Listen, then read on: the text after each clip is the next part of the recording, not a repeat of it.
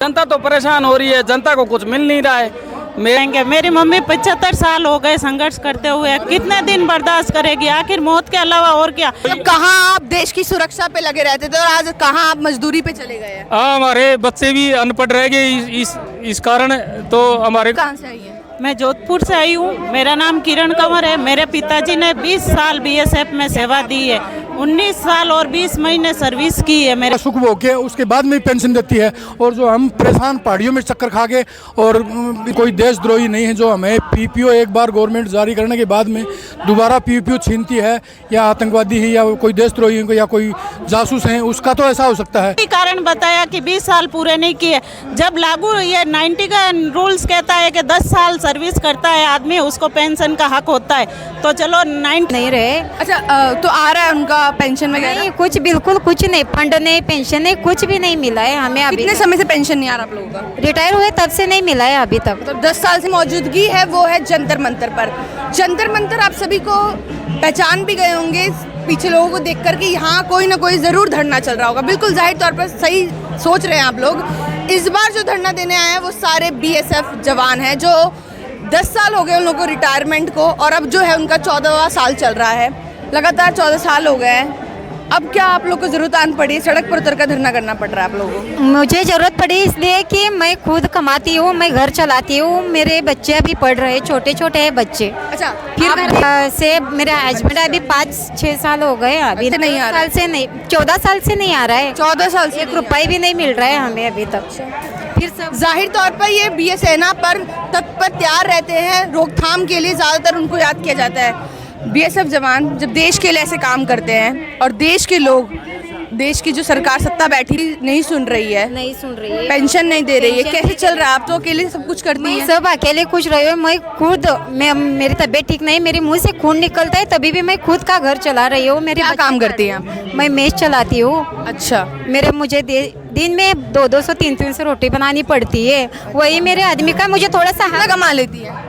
मैं 6-7 हज़ार रुपये मिलाती है महीने का। चल जाता 6 से 7 हज़ार? नहीं चलता है, बिल्कुल नहीं चलता है। मेरी दवाई ये सब मुझे उसी में करना पड़ता है। चलिए ठीक है, और भी हम खास लोगों से बात करेंगे। ये तो वो बीएसएफ जवान की पत्नी है जो इस समय खुद से घर चला रही है। अच्छा, आज आप लोग ये पोस्टर लगाए हुए हैं, BSF rule 19, we are the victims, we want social justice. Ma'am कह रही हैं लगातार पेंशन से आप लोग की रोक दी गई है, आ नहीं रही है। हाँ, पिताजी ने। अच्छा, ठीक है। आप अपने पिताजी की हक के लिए आई? हाँ, मेरी मम्मी 75 साल की है, सिलाई करके अपना गुजारा चलाती है।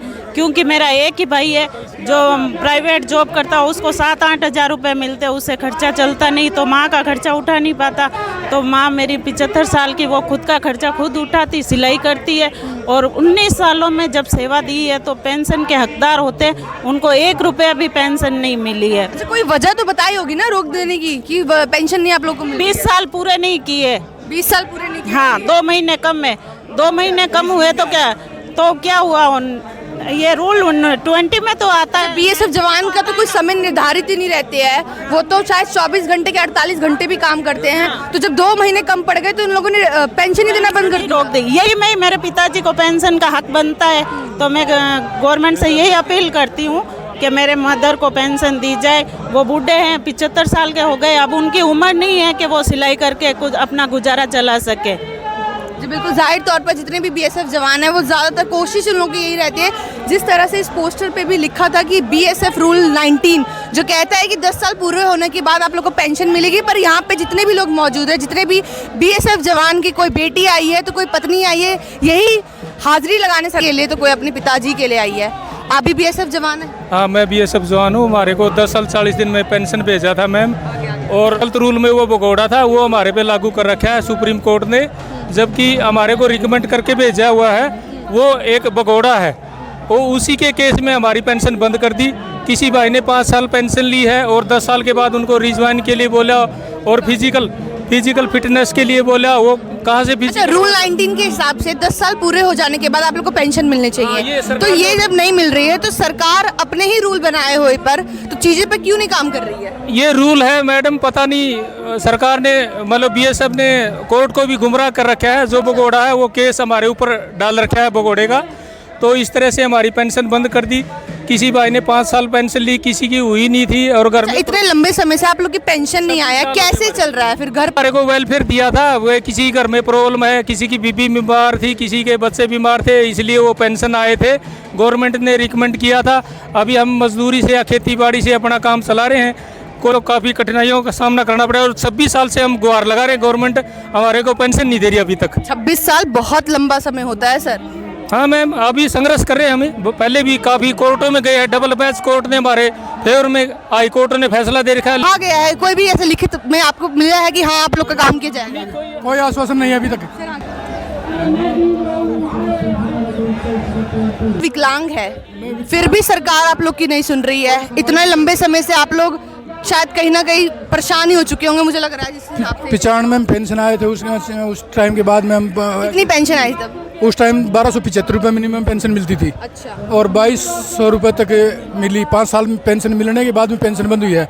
हम तो जाहिर तौर पर इस बीएसएफ जवान की बात आप सुन सकते हैं कि ये देश की सुरक्षा करने के लिए जब इन लोगों का कोई समय निर्धारित नहीं रहता है, उसके बावजूद अगर सरकार इन लोग की नहीं सुन रही, जब इस हालात तक में ये लोग आ चुके हैं 26 साल। सरकार से यही गुहार लगाते हैं कि ये मेरी विधवा बहनें हैं और जो हैंडीकैप्ड हैं, ये मेरे सारे भाई जितने भी हैं, इनकी सबकी मतलब सुनवाई करे और इनको पेंशन दे। नहीं, हमारे पास में और कोई अंतिम स्कोप कुछ नहीं है। हम यहाँ पर धरना देंगे और यहाँ मतलब अपनी आत्महत्या करने के लिए मजबूर हो रखे हैं। आत्महत्या जैसी चीज करने के लिए मजबूर हो? क्या करें, तो हमारे बच्चों का गुजारा नहीं चलता, न उनकी परवरिश हुई, न कुछ है। 26 साल मैडम बहुत होते हैं, कम नहीं होते। सरकार ने हमारा भविष्य खत्म कर दिया। नहीं होती। सरकार ने हमारा भविष्य खत्म कर दिया है। जो विधायक सांसद जो अनपढ़ आदमी, उन जिनको कुछ नहीं आता, वो 5 साल बढ़िया अपनी सत्ता में रहते। सिर्फ एक आपका ही भविष्य नहीं खराब किया, आपका परिवार के साथ आपके बच्चों इतनी परेशानी से सब कुछ किया। और जाहिर तौर पर इस जितने भी यहाँ बीएसएफ जवान हो या कोई खुद ही वो व्यक्ति यहाँ पे इस समय मौजूद है या फिर उस परिवार से आया हुआ कोई भी सदस्य क्यों ना हो, जिस तरह से इन लोगों की हालत है वो आप सभी देख सकते हैं। किस तरह से जो है कहा जा रहा है कि सरकार जो है कहीं ना कहीं उन्हीं का शोषण कर रही है। अगर ये पेंशन नहीं देना है तो इसको छोड़ा क्यों? इसको तो 19 रूल में इसको जब छोड़ा तो इसको पेंशन तो देना पड़ेगा ना। सरकार ने ही रूल बनाया है ये। हाँ, और वही फॉलो नहीं कर रही है। ये नहीं दे रहा है तो इसके लिए ये लोग क्या करते हैं? अब तो मेरे पोते को तो रूल अभी भी है, रूल बंद नहीं हुआ है, अभी भी लागू है, जानबूझ के बंद कर रखी है। उनको अभी भी मिलती 71 से 95 तक जो पेंशन आए हैं, उनको पेंशन ले रहे हैं अभी भी वो। है विक्टिम्स ऑफ बीएसएफ रूल्स 19 सरकार सुनेगी, क्योंकि 26 साल तो बहुत लंबा समय बीतता चला जा रहा है। कह रहे हैं सरकार की अमृत काल चल रहा है। एक सेकंड, सरकार कहती है कि जो देश है, इस देश की जो जनता है वो अमृत काल में चल रही है। 21वीं सदी में इस तरह का अगर शोषण किया जाए सरकार द्वारा, तो इस सभी चीजों को आप किस तरह से देखते हैं? हम देख रहे हैं, सरकार बोल रही है अमृत चल रहा है, और मेरे फादर सन 71 के भर्ती थे बीएसएफ में 10th बटालियन में। 13 साल 8 महीना 12 दिन सर्विस करके शहीद को प्राप्ति हो गई। उसके बाद हमारी मम्मी को स्पेशल फैमिली पेंशन नहीं मिल रही है, और हमको नौकरी का ये वादा किया था। उस टाइम मेरे पिताजी की डेथ बॉडी आई थी, तो मैं उस टाइम 4 साल का था, तो अफसरों ने वादा किया था कि आप बड़ा हो जाओगे उस टाइम में आपको नौकरी दी जाएगी। वो आज तक भी नौकरी मेरे को नहीं मिली है, और उसकी वजह से स्पेशल फैमिली पेंशन भी नहीं मिल रही है, और उसका शहीद का कोई हमारे को बेनिफिट नहीं मिला है। इसलिए हम दर दर की ठोकरें खा रहे हैं। बहन और मैं भाई दोनों पढ़ाई से वंचित रह गए हैं। मेरी माँ घर में बूढ़ी है, बेसहारा है, क्या करें हम दर दर की ठोकरें खा रहे हैं, भटक रहे हैं। ये हमारे साथ सरकार नाइंसाफ़ी कर रही है। सर आप भी आ जाइए ना। राकेश कुमार का केस है 94 का है, और ये जो केस है 95 का है, और वो उसको 94 और 95 मिला के एक इकट्ठा किया हुआ, इसलिए हमारे बीएसएफ के जवानों की पेंशन बंद। मतलब गलती कोई और कर रहा है, भुगत कोई और रहा है। हाँ, वो हमारे मत्थे डाल दिए ला। और मेरे 14 साल सर्विस होने के बाद में मैं कैंसर का पेशेंट हूँ, और ये देखो मेरा कैंसर कैसा हो गया। 1 मिनट दिखाओ, तो कैमरे में दिखा दो कैंसर में। मेरे 6 ऑपरेशन हो गए, पेशेंट ग्रस्त है बीमारी से। इसलिए मोदी जी से प्रार्थना करते हैं कि हमारी जल्दी से जल्दी पेंशन लागू हो जाए।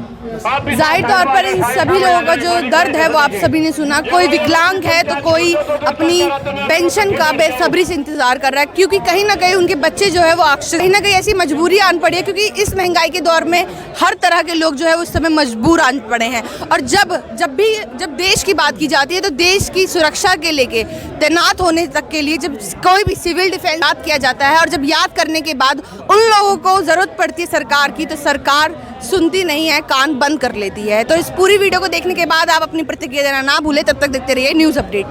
Thank you so much.